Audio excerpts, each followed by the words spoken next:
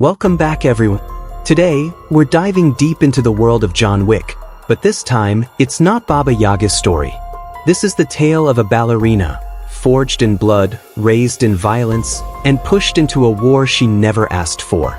This is Ballerina, the story of Eve Macarro, the assassin known as Kikimora. But if you still haven't subscribed to my channel, then please subscribe right now. Like the video and leave a comment to share your thoughts. It really motivates me a lot. Now, without wasting any more time, let's start the story. The story begins years before the events of John Wick 4, pulling us into the dark childhood of a young girl named Eve.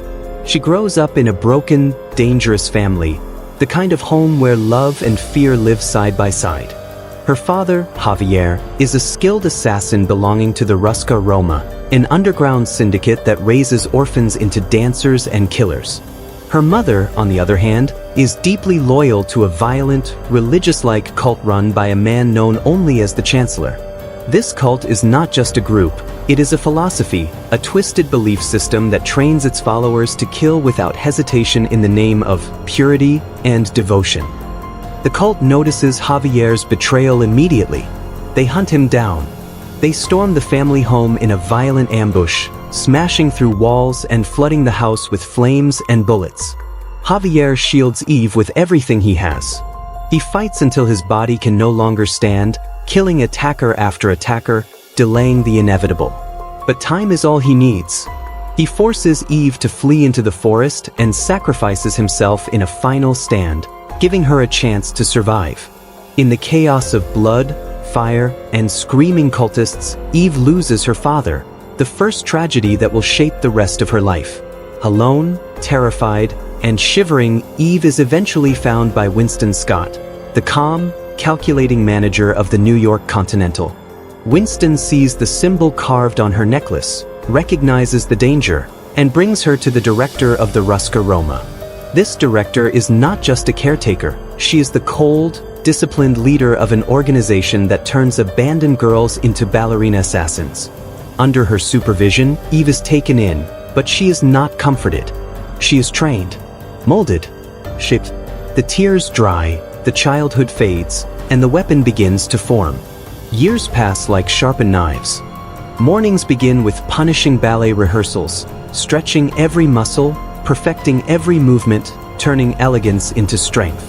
Evenings descend into combat drills, gun work, silent takedowns, acrobatics, and survival training.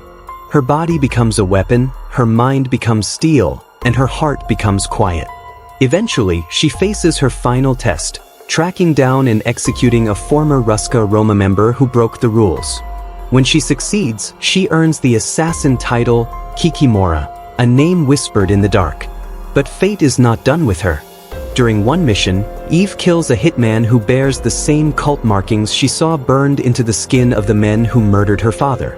The symbol hits her like a knife to the chest.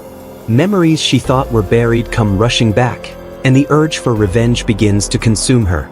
She confronts the director, demanding answers about the cult, but the director blocks her immediately.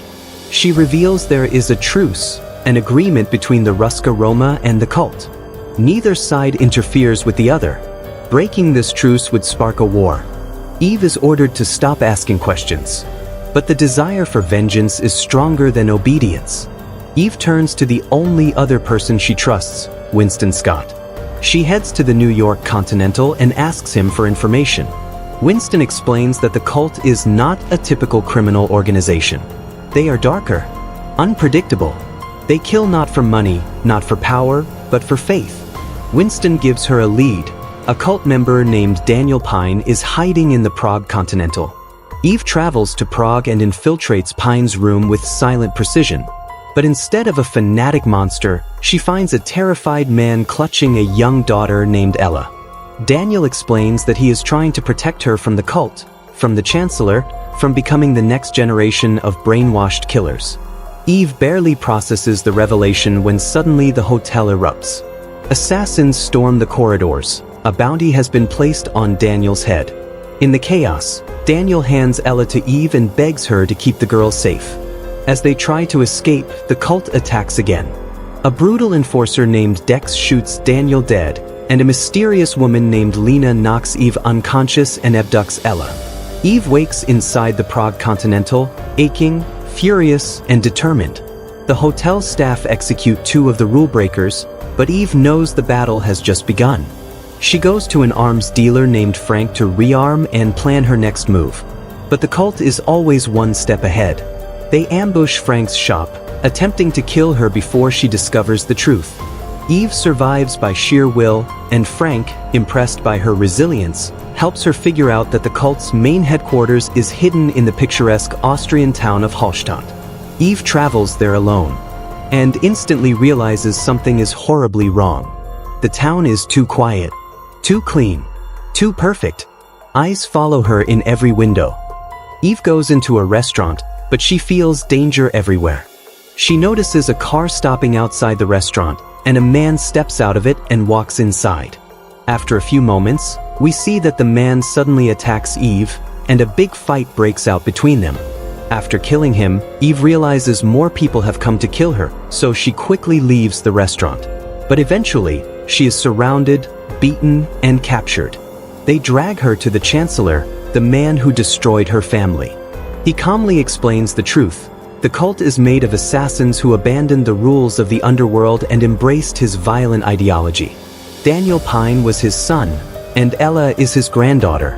The cult was not trying to kill the girl. They were trying to reclaim her, to raise her properly, to turn her into the future of their bloodline. And then the biggest bombshell drops. Lena, the woman who kidnapped Ella, is Eve's older sister. Lena was left behind as a child when Javier fled with Eve. She grew up entirely under the cult's control, conditioned into a killer, just as the Chancellor intended. Now, brother and sister, father and son, all stand on opposite sides of this twisted family war. The Chancellor orders both Eve and Lena executed, but chaos erupts. In the violent struggle, Lena is killed, and Eve escapes, wounded, shocked, and broken by the truth about her past. Back at the Ruska Roma, the cult accuses the director of unleashing Eve upon them, threatening war. To protect her own faction, the director cuts Eve off and hires the only man capable of stopping her, John Wick. John tracks Eve to Hallstatt. Their fight is intense, fast, and brutal, a clash of talent and instinct. John wins, pinning her down. But when Eve begs for one final chance to kill the Chancellor, John sees the reflection of his own pain in her eyes. He gives her a deadline, midnight, and then he helps her. Eve storms back into the cult-controlled town with renewed fury. John positions himself in the shadows on a rooftop, acting as a silent sniper. Every time a cultist tries to ambush Eve, they drop to the ground with a bullet through the skull. John is clearing her path while she fights through hordes of fanatics, driven by pure vengeance. Finally, she reaches the Chancellor.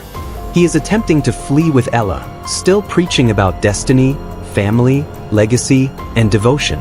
But Eve isn't listening anymore. With cold precision, she ends his life. And with that, the cult collapses. Eve rescues Ella, fulfilling her promise to Daniel Pine. In the aftermath, Ella reunited with her recovering father at the Prague Continental. But Eve's journey is far from over. She returns to New York seeking shelter at the Continental. Winston warns her that she has made too many enemies: the cult, the Ruska Roma, and unknown forces who gained from the conflict. She has no protection anymore.